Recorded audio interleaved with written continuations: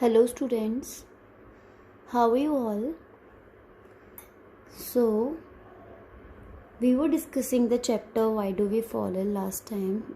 Now let's continue the chapter. हम topic discuss कर रहे थे types of disease.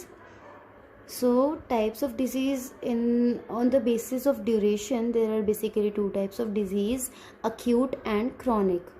Acute and chronic के बारे में I had explained you earlier कि acute disease are those disease that last for only short period of time, जो सिर्फ कुछ टाइम तक के लिए रहती हैं, सस्टेन करती हैं and after that they can be cured. तो वो डिजीज़ हमारी acute disease होती हैं. And the disease which last for long period of time are called the chronic disease. Chronic disease हमारी लंबे समय तक चलने वाली डिजीज़ होती हैं.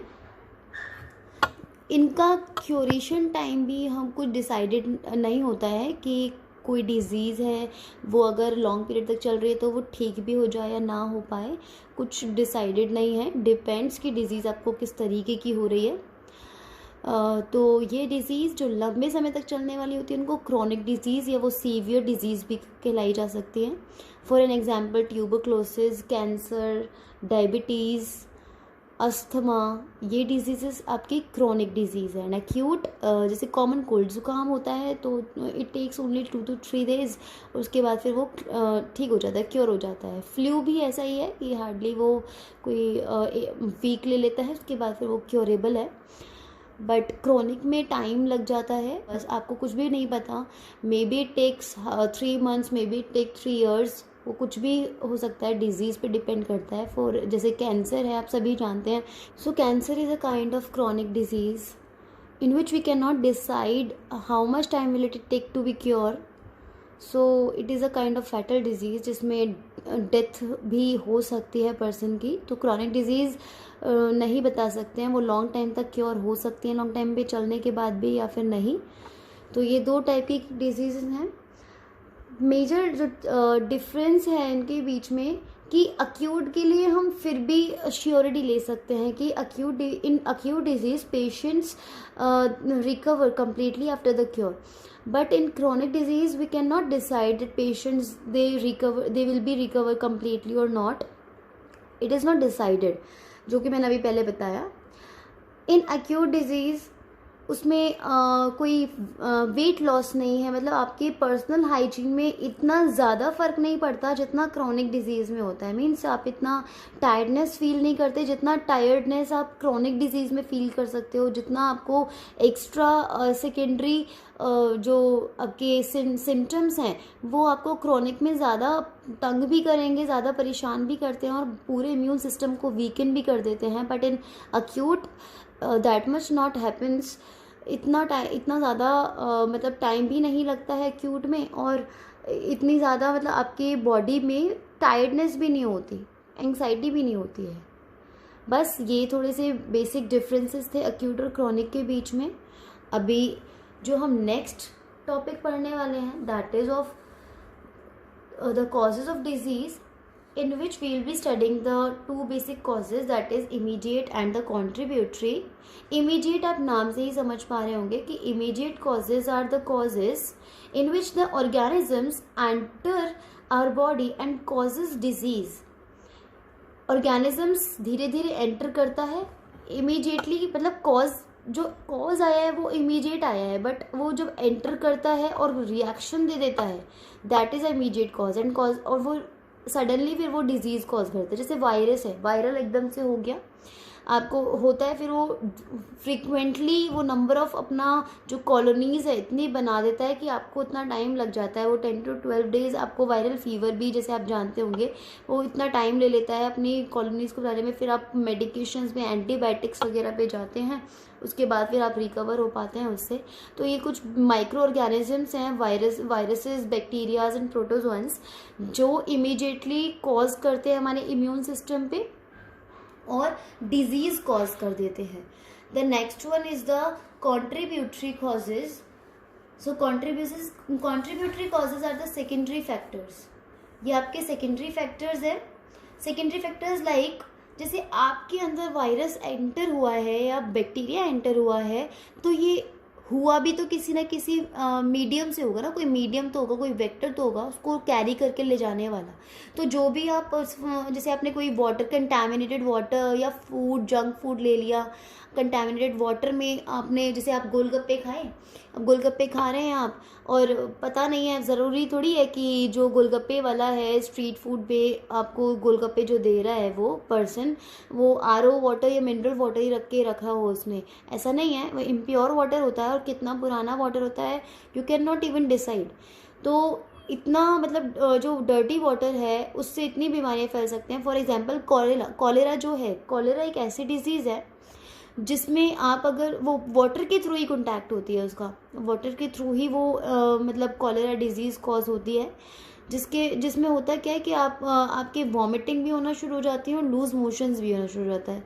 तो दोनों चीज़ें, मतलब आप वॉमिट भी कर रहे हैं, लूज़ मोशन भी हो रहे हैं, तो दोनों चीज़ों में मेन चीज़ क्या है कि आपने जो वाटर डर्टी लिया उससे बॉडी में से इतना वाटर लूज हो गया कि आपको डिहाइड्रेशन हो गया। और बॉडी में डिहाइड्रेशन होने का मतलब आपके पूरे इम्यून सिस्टम का वीक हो जाना, पानी की पूरी कमी हो जाना बॉडी के अंदर। तो ये कॉन्ट्रीब्यूटरी केसेस ऐसे सेकेंडरी फैक्टर्स होते हैं जो उस ऑर्गेनिज्म को बॉडी में एंटर करने के लिए हेल्पफुल होते हैं, कंट्रीब्यूट करते हैं, अपना कंट्रीब्यूशन देते हैं।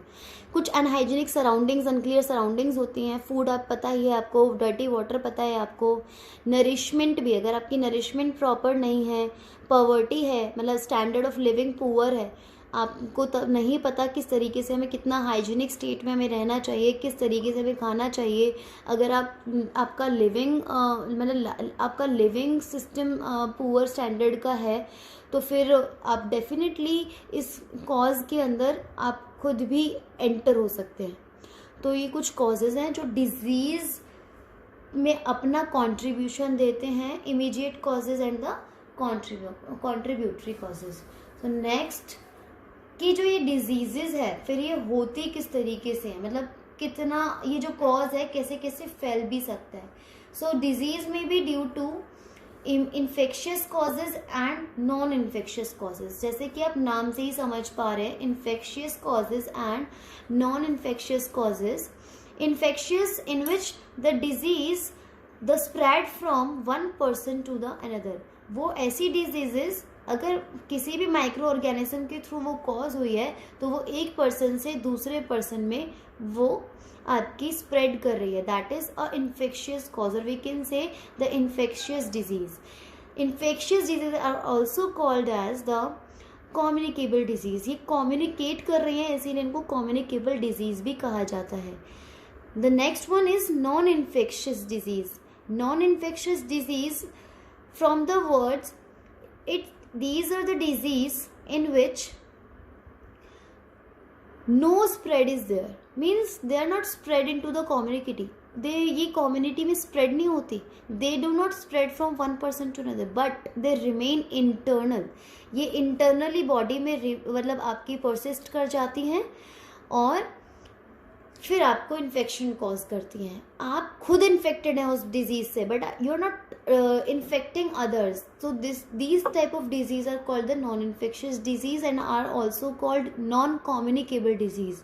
फॉर एग्जाम्पल कैंसर में आप सभी जानते हैं हमारी इंटरनल सेल्स के अंदर कुछ ऐसी एबनॉर्मेलिटीज़ आ जाती हैं कि वो खुद को ही किल करना शुरू कर देती हैं, लंप बनना शुरू हो जाते हैं। तो ये अपनी बॉडी में हो रहा है। अब सेल तो मेरी खुद के पास है ना, ये मेरी सेल आपसे डिफरेंट है, आपकी किसी और से डिफरेंट है, तो जो मेरा सेलुलर लेवल पे कुछ डिसफंक्शंस चल रहे हैं वो आपकी बॉडी में होंगे ही नहीं, एंटर ही नहीं हो सकते, चाहे आप मुझे कितना टच करें, मेरे साथ कॉन्टैक्ट रहें, खाना खाएं पिएं, कुछ भी, कोई दिक्कत नहीं है। नॉन इन्फेक्शियस डिजीज़ में पर्सन खुद ही इन्फेक्ट होता है, वो किसी और को इन्फेक्ट नहीं करता। बट इन्फेक्शियस में आप अभी का ही करंट एग्जाम्पल लेके जा सकते हैं कोविड-19 का। The corona virus is spreading from one person to another because it is a viral disease, it is a virus which enters the host body. Host body means the body from which it is going to be take the nutrition, मतलब वो ऐसी body को लेता है जिससे वो अपना nutrition ले सके, अपनी खुद की कॉलोनीज बना सके, अपने खुद की नंबर ऑफ वायरसेस और बना सके, तो उसको बोलते हैं होस्ट बॉडी। और वायरस तो खुद एक एजेंट है जो हमारी बॉडी में एंटर कर रहा है, तो ये हमारी बॉडी को होस्ट बनाया हुआ है और अपने नंबर ऑफ कॉलोनीज को बढ़ा रहा है। अब ये वायरस है, ये पूरी बॉडी में फैला हुआ है। If you are sneezing, if you are being contact with another person, तो ये पर्सन टू पर्सन स्प्रेड होगी डिजीज़। तो कोविड-19 का वही सिस्टम है, ये इन्फेक्शियस डिजीज़ है, ये स्प्रेड कर रही है। And non infectious, they do not spread from person to person. The another example is genetic abnormalities.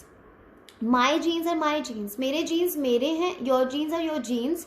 वो मुझसे मैच नहीं कर सकते। अगर वो मुझसे प्रॉपर मैच कर रहे होते तो you are like totally same with me. आप जैसे मैं हूँ वैसे ही आप मेरे जैसे ही आप 2 कॉपी होते, लेकिन ऐसा नहीं है। हमारे अंदर थोड़े बहुत जेनेटिक चेंजेस डेफिनेटली हैं, तभी we are different from each other.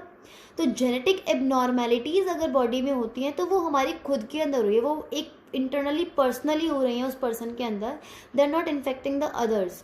तो ये नॉन इन्फेक्शियस है। जैसे बीपी भी एक ऐसा ही एग्जाम्पल है, ये भी नॉन इन्फेक्शियस डिजीज़ है। ब्लड प्रेशर आपका खुद का है, आपका खुद का हार्ट कितना रेट से ब्लड को प्रेशर कर रहा है, कितना ब्लड हमारा प्रेशरली मतलब डेवलप हो रहा है, वो बीपी हाई लो, ये सब अपनी खुद की बॉडी का है। सो ये डिजीज़ हमारी नॉन इन्फेक्शियस डिजीज़ है।